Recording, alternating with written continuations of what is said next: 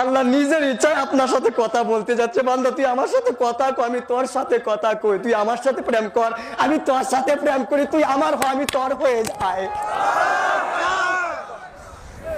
আপনি স্বীকার করলে উনি আল্লাহ, স্বীকার না করলে উনি আল্লাহ।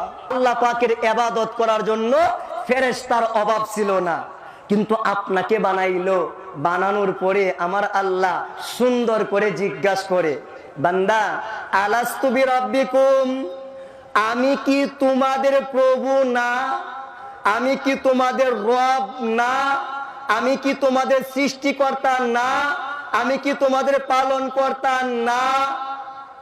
আমরা বলছিলাম ক্বালু বালা, হে প্রভু আপনি আমাদের সৃষ্টিকর্তা, আপনি আমাদের পালন কর্তা, আপনি আমাদের হায়াত দাতা।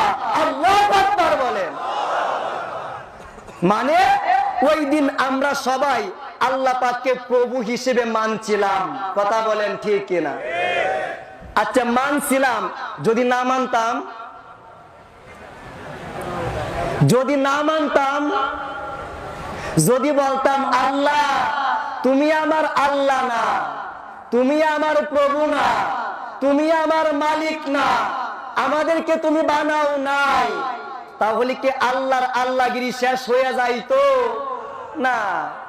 আপনি স্বীকার করলেও উনি আল্লাহ, স্বীকার না করলেও উনি আল্লাহ, ইবাদত করলেও উনি আল্লাহ, না করলেও উনি আল্লাহ, আপনি মানলেও উনি আল্লাহ, না মানলেও উনি আল্লাহ, নামাজ পড়লেও উনি আল্লাহ, নামাজ না পড়লেও উনি আল্লাহ। উনি সৃষ্টির মুখাপেক্ষী নয়, সৃষ্টির দ্বারা উনি আল্লাহ হন নাই। তাহলে আপনাকে জিজ্ঞেস করে কেন? একটাই মাত্র কথা, সেটা হচ্ছে আপনার সঙ্গে আমার আল্লাহ কথা বলতে চায়। আপনার সঙ্গে আমার আল্লাহ নিজের ইচ্ছায় কথা বলতেছে, বান্দা আমি কি তোর আল্লাহ না? আমি কি তোর আল্লাহ না? আল্লাহ নিজের ইচ্ছায় আপনার সাথে কথা বলতে যাচ্ছে, বান্দা তুই আমার সাথে কথা কর, আমি তোর সাথে কথা কই, তুই আমার সাথে প্রেম কর, আমি তোর সাথে প্রেম করি, তুই আমার হ, আমি তোর হয়ে যাই।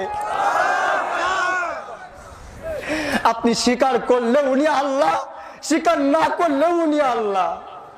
কিন্তু আপনাকে জিজ্ঞেস করে, বান্দা তুই আমার সাথে কথা কর, তুই আমার সাথে কথা কর। কয়দিন কথা কইছেন? কয়দিন? দুনিয়া দুনিয়া দুনিয়া, এটা কিসের দুনিয়া? আল্লাহকে কোনোদিন চাইলা না। মাওলা আমি তোমাকে কোনোদিন চাই নাই,